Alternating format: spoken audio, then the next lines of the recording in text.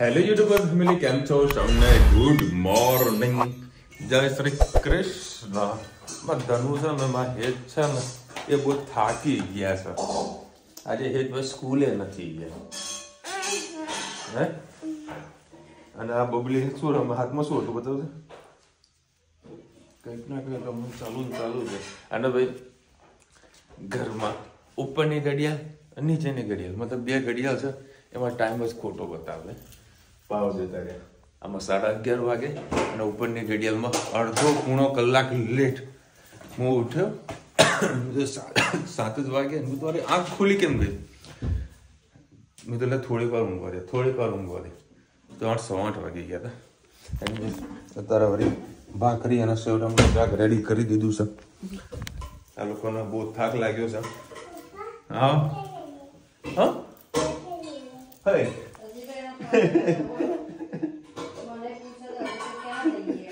હજુ ક્યાં જઈએ? આટલું ફરીને તો આવ્યો દીકરા. હે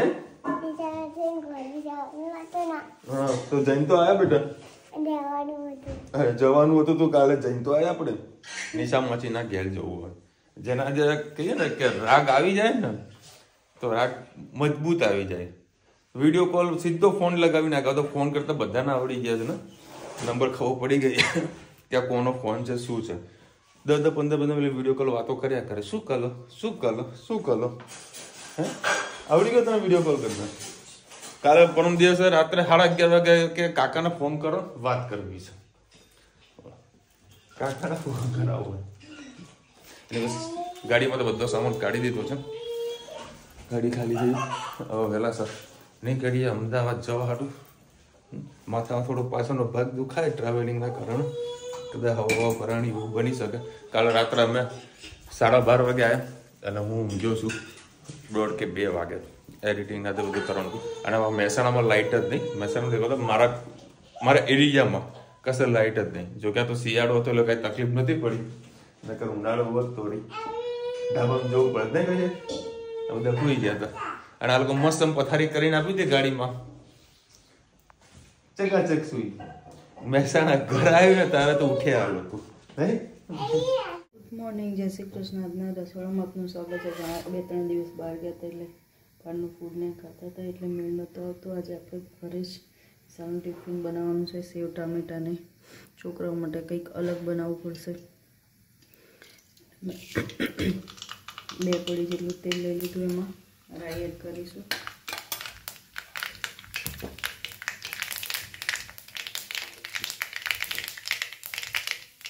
થઈ ગયું એટલે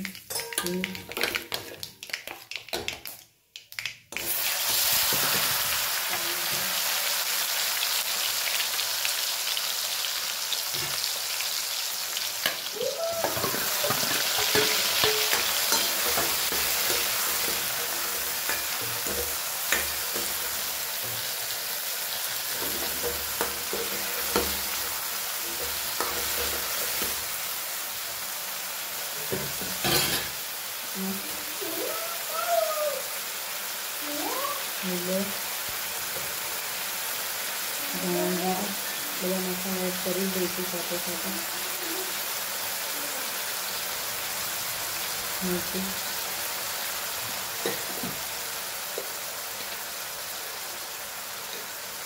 મીઠું,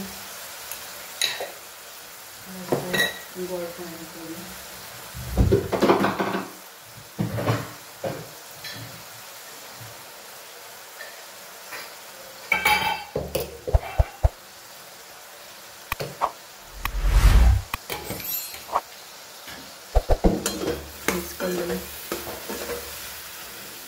સેવ આપણે ખાવાની હોય ટિફિનમાં ત્યારે બી સર ઉપરથી નાખશે. આજે આપણે ટામેટાની ચટણી જેવું બનાવીશું, મસ્ત ભાખરી સાથે ખવાય.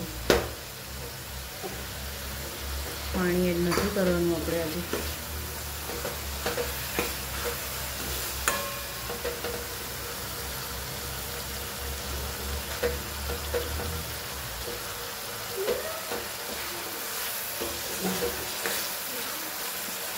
આને ખવા દઈએ.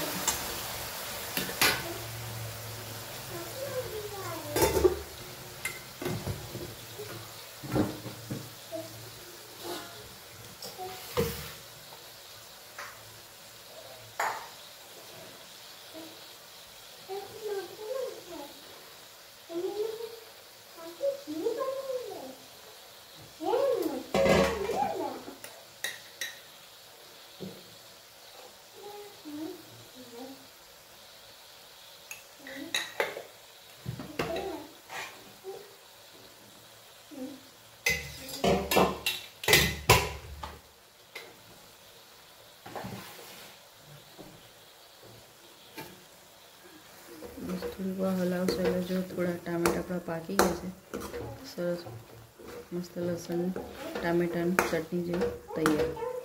આવજો. જય શ્રી કૃષ્ણ.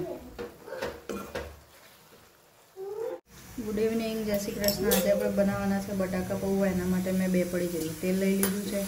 એમાં રાઈ એડ કરીશું. બાજુમાં વિચારનું ડુંગળી બટાકાનું શાક બનાવ્યું છે, કેમ કે એને પૌવા ઓછા ભાવે છે.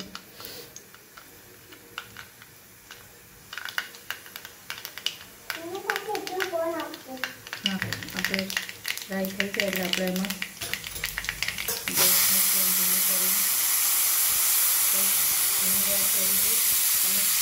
બટાકું બાકી છે, લીંબુ અને 1 લીલી મરચું એડ કરીશું. આમાં આપણે લાલ મરચું એડ નથી કરવાનું અને ધાણા જેવું કે એ પણ એડ નથી કરવાનું. આપણે એડ કરીશું અને મીઠું. આપણે થોડું ખાંડ નાખીશું. તો તમારી પાસે ના હોય તો સાદી ખાંડ પણ એડ કરી શકો છો.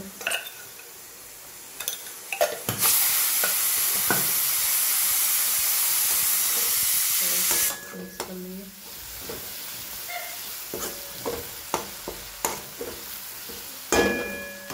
હવે એમાં લીંબુ એડ કરીએ.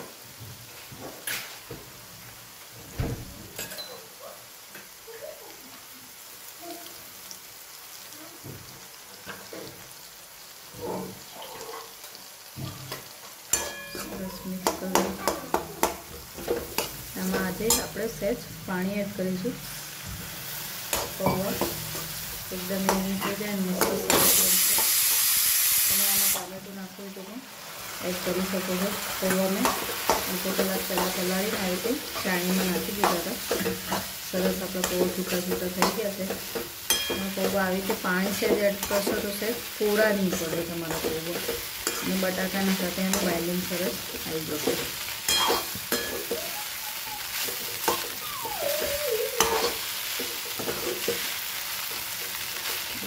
સરસ તૈયાર.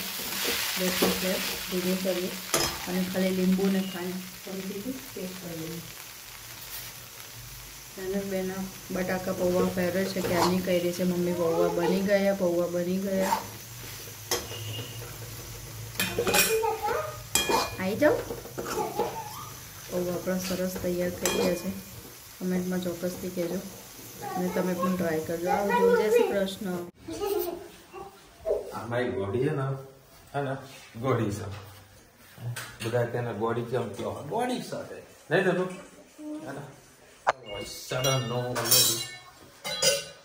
બનાવ્યા છે બટાકા પૌવા. હે ને મને ખબર પડી ગઈ ને તને. બટાકા પૌવા લોકો માટે અને મારા માટે ભાખરી શાક. ખીચડી તો મૂકી. અચ્છા, ખીચડીમાં બટાકાનું શાક છે. મસ્ત જમી અને મારો વેચ છે ને એટલો ડાયો છે. એને હોમવર્ક કહેવાની કાંઈ જરૂરત નહીં પડતી. એ છે ને જાતે હોમવર્ક કરી લે. રુચિતા રોજ ટોક કરતી હતી હોમવર્ક કર. એટલે મેં રુચિતાને એક જ વાત કીધી, મેં તો હોમવર્ક ના કરે તો ટીચર શું કરે? મેં કે અંગૂઠા પકડાવે. તો એને પકડાવે, આપણે શું કરો ટેન્શન? હું કેવું છે અંગૂઠા કોને પકડાવો? તમે પકડાવો ને. એટલે પછી કદાચ બેને અંગૂઠા પકડાયા છે ત્યાંથી મારો વેચ સુધરી ગયો. દેતા નહીં મોઢું થઈ ગયું ને આવડું નાનું પકડાય સાચું બધું. અને આનું રિઝલ્ટ આવ્યું છે. કેટલું આવ્યું રિઝલ્ટ? તમને ખબર? એ એક્ઝામ આપવા કોણ કીધું? એક્ઝામ આપવા કોણ ગયું? એ જાણો આનું રિઝલ્ટ શું આવ્યું? પાસ થયો કે ફેલ થયો? ફેલ થયો. અરે કેટલા સબ્જેક્ટમાં? 5માં ફેલ થઈ ગયો. ઓહો, કયા સબ્જેક્ટમાં? બોલો, આ ચોપડીને ક્યાંથી ખબર પડી 5 સબ્જેક્ટ આવો ફેલ થાય ને પાસ થાય? કેટલું આવ્યું રુચિ રિઝલ્ટ આનું? હે 94% આવ્યા છે. કોઈ ફેલ વાળા માણસનું કોમ કરો ત્યાં કરતા હોશિયારમાં છોકરો કહે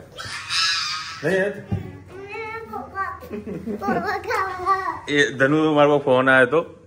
મેં કે પપ્પા આપણે 2 જોડે જમવા બેસું છું. લે આ બેટા, ચલો ભાઈ અત્યારે નીકળવાનું છે. આટો મારવા. કોને આટો ખાવાનું હોય? ધનુ તારા ટી ટી ટી પાછળ હોય એટલે આપણે ગાડી ટી ટી ટી બોલે એટલે આપણે મજા આવે. હવે અલ્ટોમાં નતું બોલતું. ના અલ્ટોમાં ટૂટુ બી થતું નતું ને આવ કેમેરો બી આયો નતો. કેમેરો લગાવવો પડે બેટા. અને મસ્ત અને ઠંડી ચાલુ થઈ જાય. ઠંડીમાં મારે સાયકલ ચલાવવાની કેવું મજા આવે. સાયકલ જ ચલાય કરે જ ને. સાયકલ ચલાવી તારે? ચલો હવે ત્યારે રુચિતાને આવી છે તાંબા માટકા. તાંબા લખ્યું અરે sorry copper copper copper copper કોપરનું માટલું આવ્યું છે. અને કોપરના માટલામાં કે કોપરની બોટલમાં 8 કલાક સુધી જ પાણી રખાય. એનાથી વધારે પાણી ન રખાય. ખબર છે તમને? એનાથી વધારે પાણી ના રખાય. કોપર આવતું જ નહીં, બધું મિક્સ આવે છે. તાંબુ આવતું નહીં, પ્યોર તાંબુ કાળું પડી જાય. પેલી વજન કાળી એકદમ ખરું હોય.